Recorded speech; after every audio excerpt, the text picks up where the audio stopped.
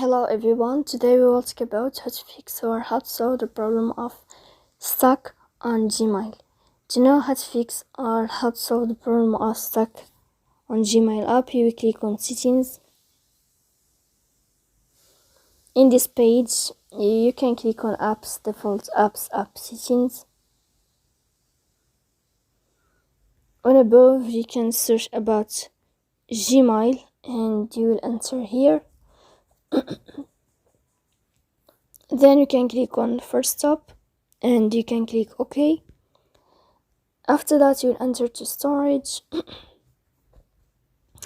Here you can click clear cache.